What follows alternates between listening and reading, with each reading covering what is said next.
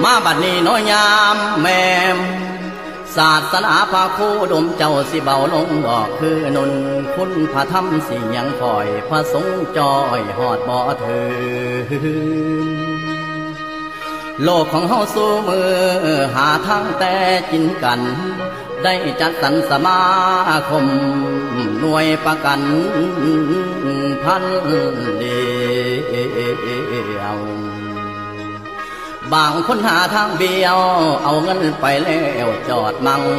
สู้เมื่อนี่ป่ากะแลนนี้วังยังอยู่ใส่กระน้ำวนโพนยาจนฟูน้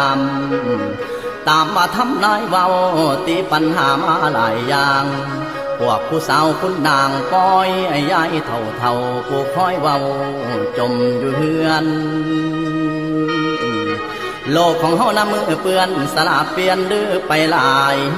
นายก็เป็นพ่อนายอ่านหาแต่ทางใด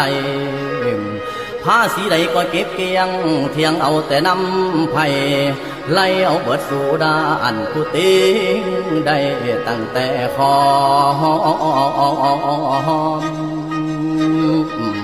เพิ่นอันวามอีกจะน้อยพวกผู้สาวสิได้งอมาขอแต่งชายเป็นผัวบอกว่าโบราณสอนป้อนแต่นมให้เขา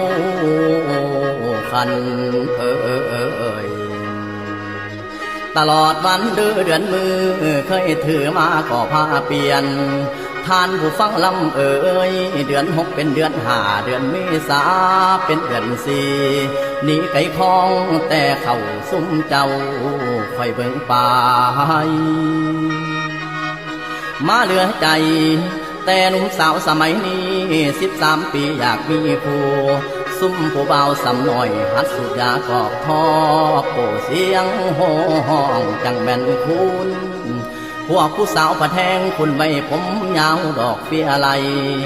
เหลียวบังโนมบ่ทันใคร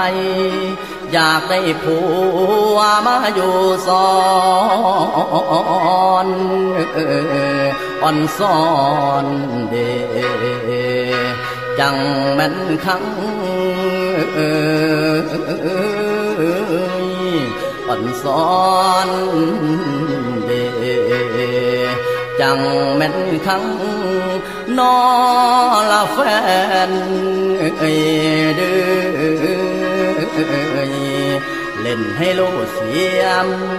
เล่นป๊อกเล่งเสียมเล่นดำมีเสียม